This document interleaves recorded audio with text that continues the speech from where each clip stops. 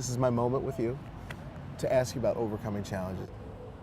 So, Vikie Shanks, thank you again for meeting with me.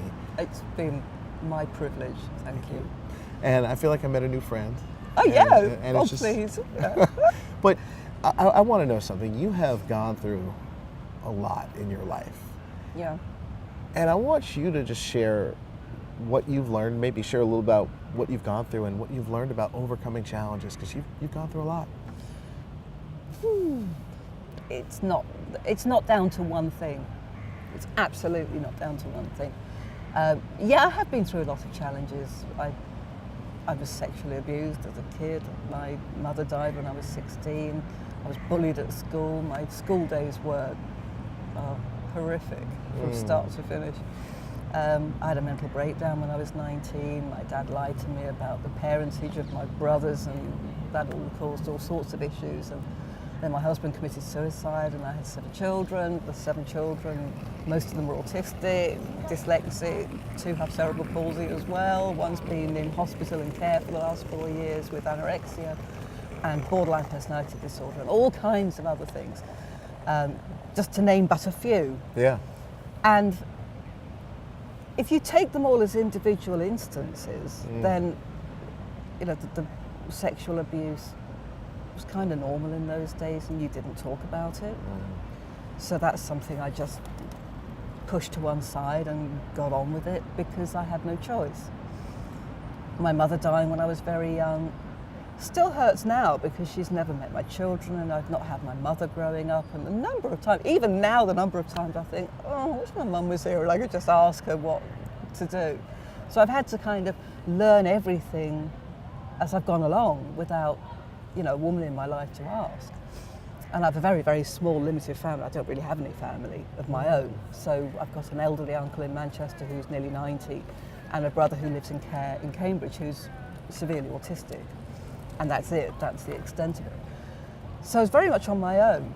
And I think being on my own built quite a high level of resilience. I went through the mental breakdown when I was 19.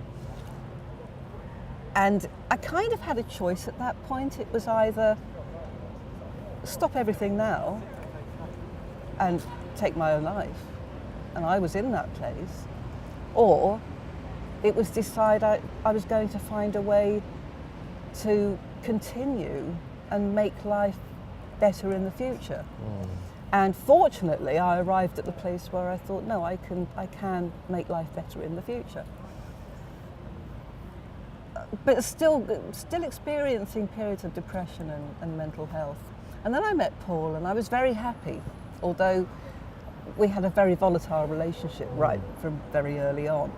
But it took years for me to understand quite the extent of his very scary mental health issues. And after he committed suicide, we found a notepad that wrote in detail about how he was going to lock all the children in their bedrooms, because he'd put bolt tie up on every door, which seemed strange. And he was going to lock all the children in their bedrooms and then bring them down, kill them one by one in front of me, and then kill me, and then kill himself. And all the ways he could do it and how he was going to control everyone. And that kind of revealed to us the full extent of how scary things actually were. I knew things were scary, but I hadn't quite realised that. So obviously once he died, I then had these 7 children who were more dependent on me than most children because of all their special needs. And I really had a choice. I was terrified, absolutely petrified. But I had a choice. I either gave up, and I was being threatened by the authorities that they would be taken into care because I couldn't possibly cope. And I thought, I'm not having that. These are my children. They've been through enough. They're not going through that as well. And so at that point, my children became my reason. And if you like, my children have been my safety net. When I've been in a bad way mentally and emotionally and really struggling to find a reason to carry on living, they have been that thing that I have to keep going for. And it's almost like an excuse to keep living. I had a heart attack a year ago, and after that, my mental health was horrific. I couldn't see any reason to keep living. I have heart disease. I thought, don't know how much longer I've got. Is there any point in carrying on and keep fighting for the things I believe in if I'm not, how far will I get? I could drop down dead at any moment. And again, they were my excuse to pull my socks up and somehow get myself together enough to keep going. And I think through my life, I've always been impossibly optimistic within my mental health issues. So I've always believed it's going to get better.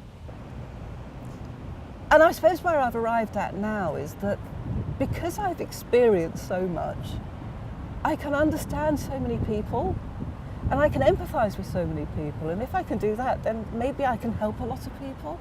I love that. And maybe I can use all that experience to make a difference in the world, which we've tried to do through the film and my TED Talk and my book and all the other things I've done is all to try and help other people, because actually helping other people is what keeps me going, as well as helping my children. Same here, by the way. Yeah, and it's all a valuable part of my psychology that, just sitting here talking to you, someone might learn something from this that helps them. Yeah. I hope so. Well, I'm hoping, and I wanted to actually ask you that. There's someone watching this right now who is going through something that's devastating. Yeah. They might have lost all hope. What would you say to them? Take it a minute at a time, a second at a time, a day at a time. It's baby steps.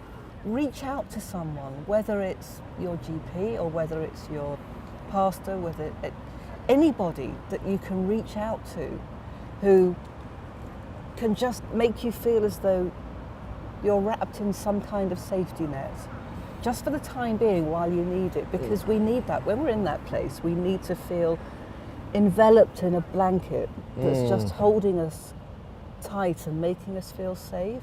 Yeah. And if people are suffering that way, I would beg them to reach out and try and find something that creates that safety net for them. And it might be their children, it might be their wife, it might be their parents, it might be their friends' circle, it could be all sorts of things, but just try and find something that holds you safe and stops you from taking that final step. Wow. Thank you so much for being with me today and Mike, talking it's to been me. Such a pleasure. I can't tell you, I'm so happy to have met you.